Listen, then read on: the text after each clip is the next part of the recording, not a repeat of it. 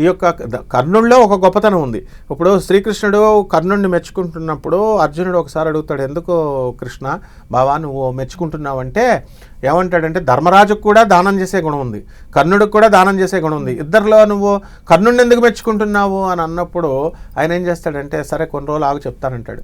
ఒక రోజున విపరీతమైన వర్షం వచ్చేస్తుంది 10 రోజుల నుంచి. ఒక బ్రాహ్మణుడు ధర్మరాజు దగ్గరికి వెళ్ళి ఏమడుగుతాడంటే, అయ్యా వుడ్ ఇవ్వండి, నేను ఒక యజ్ఞం చేస్తున్నాను, మంచి బ్రహ్మాండమైనటువంటి తడవనటువంటి చెక్కలు ఇవ్వండి అని అంటే, ధర్మరాజు మొత్తం ఊరంతా ఎతికిచ్చి మొత్తం 10 రోజుల నుంచి వర్షం వస్తుంది, నేను అన్ఫిట్, నేను నీకు ఇవ్వలేకపోతున్నాను, క్షమించండి అంటాడు. అదే కర్ణుడి దగ్గరికి ఆ బ్రాహ్మణుడు వెళ్ళినప్పుడు కర్ణుడు నిమిషం కూడా ఆలోచించకుండా తన కిటికీ తలుపుల్ని పడగొట్టిచ్చేసి కమాన్ టేక్ డూ ద యజ్ఞ అన్నాడు. ఈ విషయంలో గొప్పవాడు కర్ణుడు, కానీ పరాక్రమ విషయంలో కాదు, ఔదార్యంలో కాదు, బ్రాడ్ మైండెడ్లో కాదు. అర్జునుడి చేతిలో కర్ణుడు చనిపోయారు. సో అంతకు ముందు కర్ణుడి చేతిలో ఎవరైనా ఓడిపోయిన సందర్భాలు ఉన్నాయా సార్? కర్ణుడే ఓడిపోయాడు. ఎవరి చేతిలో? చిత్రాంగదుడు అనేటటువంటి ఒక గంధర్వుడి చేతిలో ఓడిపోయాడు. ఇప్పుడు ఒక గంధర్వుడు ఏం చేస్తాడంటే, దుర్యోధనుడిని వీళ్ళని తీసుకుని వీళ్ళంతా కూడా విరాట పర్వంలో యుద్ధం జరుగుద్ది. యుద్ధం జరిగినప్పుడు మామూలు యుద్ధమే కదా అనుకొని ఇతను గంధర్వుడు లాక్కొస్తుంటే, గంధర్వుడు తీసుకెళ్ళిపోతుంటే కర్ణుడు వెళతాడు, నేను విడిపించుకొస్తాను దుర్యోధనుడిని అని. గంధర్వుడి చేతిలో కర్ణుడు ఓడిపోయాడు. ఓడిపోతే అప్పుడు పాండవ మధ్యముడైనటువంటి మన అర్జునుడు హీరో వెళ్ళి లీలగా గంధర్వుని ఓడించేసి తీసుకొస్తాడు.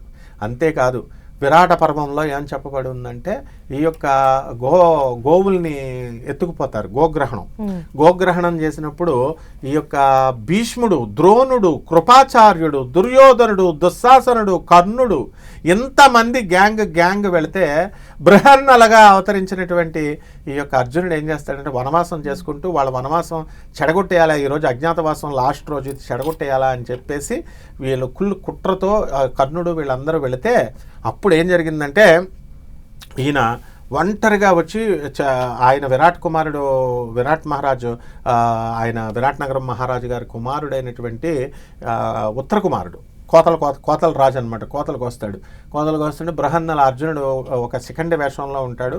ఆ యొక్క అర్జునుడు ఉర్వశి శాపం వల్ల అతను బృహన్నలుగా వచ్చి ఒంటరిగా వచ్చి మొత్తం ద్రోణాచార్యుని, భీష్మాచార్యుని, కృపాచార్యుని, కర్ణుని అందరినీ ఓడగొట్టేస్తాడు. ఇంకా కర్ణుడు ఏం వీరుడు అర్జునుడి ముందు.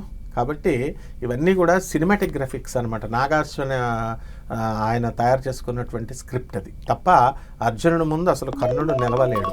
ఓకే సార్, అలాగే మీరు ఇందాక అన్నట్టు అర్జునుడి దగ్గర కర్ణుడి వీరత్వాన్ని కృష్ణుడు కొన్ని పొగిడిన సందర్భాలు ఉన్నాయన్నారు. సో ఇంకా ఏమైనా పొగిడిన సందర్భాలు ఉన్నాయి? తప్పకుండా ఉంది. ఎందువల్లంటే శ్రీకృష్ణ పరమాత్మ ఏమడుగుతాడంటే, అర్జునుడిని అస్తమాను కూడా కర్ణుడిని పొగుడుతుంటే అర్జునుడు బాధపడతాడు. ఏది వీరత్వంలో పొగడలేదు కృష్ణుడు, దానగుణంలో పొగిడాడు. ఫస్ట్ ఈ యుద్ధం జరుగుతోంది, కర్ణుడు అర్జునుడిది యుద్ధం జరుగుతుంటే ఆ కర్ణుడు అర్జునుడు ఏం చేస్తాడంటే, కర్ణుడి పైన బాణం వేస్తాడు.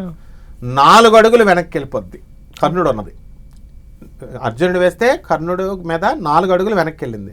కృష్ణుడు ఏమో శబాసన అండు. కానీ కర్ణుడు రివర్స్లో మళ్ళీ వేయాలి కదా, అర్జునుడి మీద వేసినప్పుడు 2 అడుగులే వెళ్తుంది. 2 అడుగులు వేసినా సరే ఆ కృష్ణుడు ఏమంటాడు, శబాస్ కర్ణ అంటాడు.